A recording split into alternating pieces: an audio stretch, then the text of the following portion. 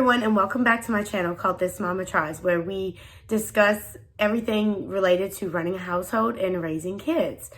My name is Ellen, and today I am going to be talking about 8 things that I do on a daily basis that helps to create more function in my life.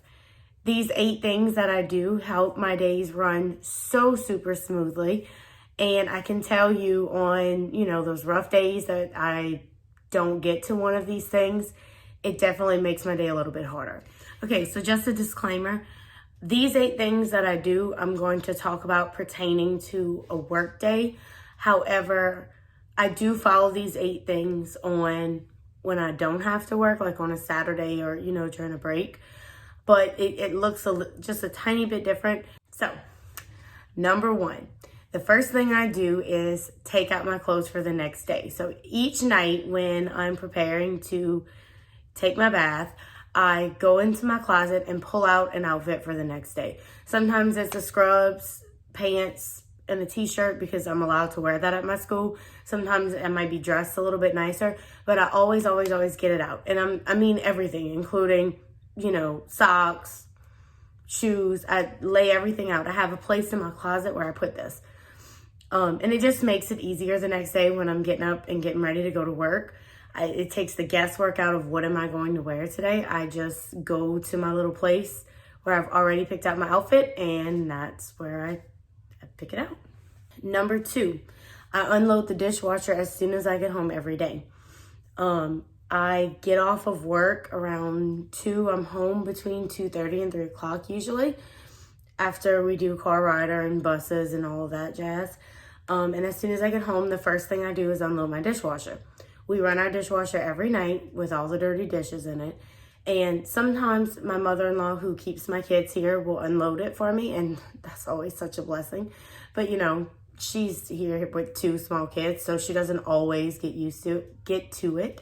So when she doesn't, the first thing I do when I get home is check the dishwasher. And if it's still loaded, I will unload it. I will also load it with any dishes that have been dirty throughout the day while I was out. This just makes it clean up after dinner so much easier because I don't have to unload the dishwasher to load it back and all that stuff. It's already unloaded. We load it up throughout the evening as we finish with a dish. And that way, by the time I'm ready to clean my kitchen, all I have to do is press the button and start it.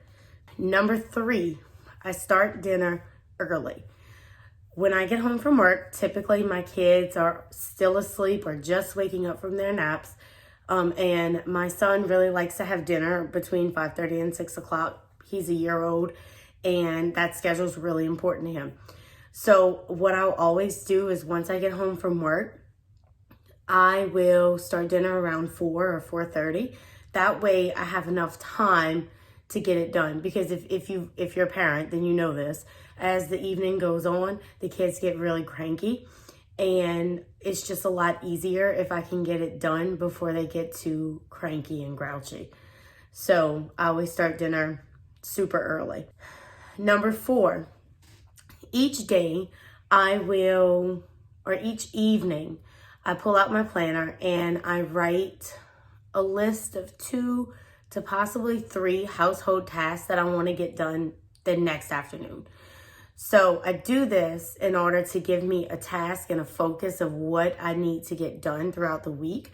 And that way, when Saturday rolls around, I don't have everything to do, I may have some, like I wash my sheets every Saturday, for example, or I want to mop my floors. I don't want to spend my Saturday off doing housework all the time or doing things that could have been done throughout the week, like, a batch of clothes or sweeping the floor, cleaning, one of the bathrooms, things like that. So it's always 2 to 3 tasks. I try not to overload myself. If I get more done in the evening, that's fine. But as a teacher, I come home with a lot of schoolwork and I have 2 small kids. So realistically, I don't want to set a goal for myself that I cannot reach. So 2 to 3 things max that I commit to doing, and I will not go to bed before those 2 or 3 things are complete. Number 5, I maximize my time at school. So for example, every time I have a planning period, I have a to-do list of things that I need to get done. If you're a teacher, you know what I'm talking about, where you sit down at planning and you're just exhausted from whatever happened, you know, the period before that. And you don't have a plan and you just sit there and you go from one thing to the other, and the next thing you know, your planning period's over and you've got nothing accomplished. I try to avoid that at all costs by making a list for myself for my planning period. So every single time I have a planning period, I have a to-do list. It could be 2 things if I know those 2 things are going to take up, you know, my entire hour that I have. Or if it's a bunch of little things, it may be 5 or 6 things. But I always have a to-do list for my planning period. Number 6, I fix my meals for the following day the night before. And when I say my meals, specifically my lunch.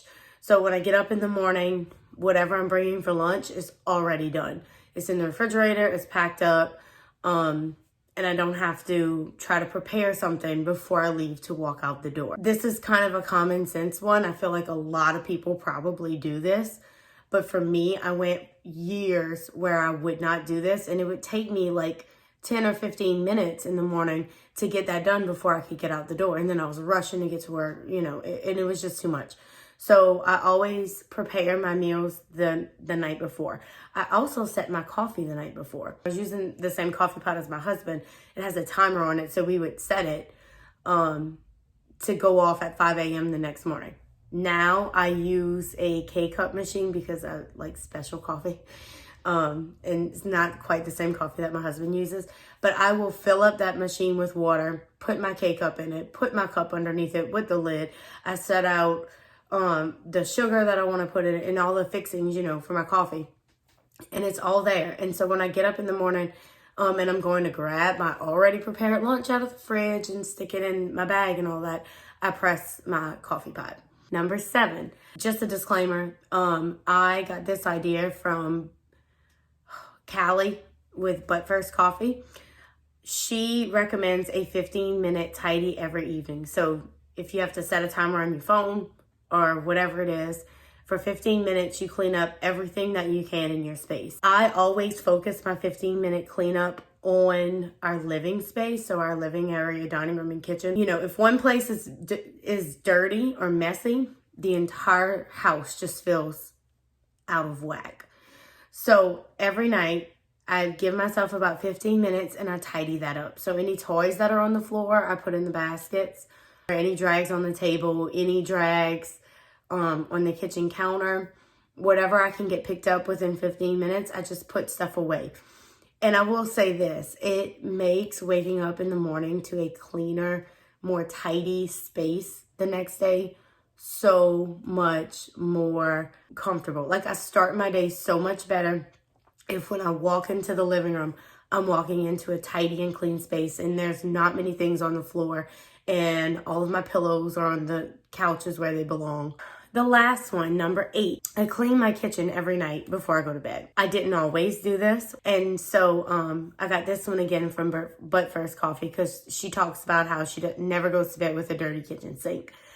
I kind of extended that a little bit to say I never go to bed with a dirty kitchen. So clean the kitchen sink, load the dishwasher, which again, I've already unloaded the dishwasher hours prior. So it makes it so much easier to clean up the kitchen space. And I wash whatever pots that I won't put in the dishwasher, clean the counters, straighten up. And it just makes my mornings the next day so much easier because I come in and I have all this counter space, you know, to pack up my lunch and get all my things ready to get out of the door. Those are the 8 things that I do on a daily basis to help my days run smoother.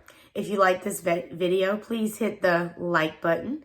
And if you're interested in more content about this, please subscribe to my channel, again, called This Mama Tries. And I hope you guys have a great day, and I will see you soon. Bye.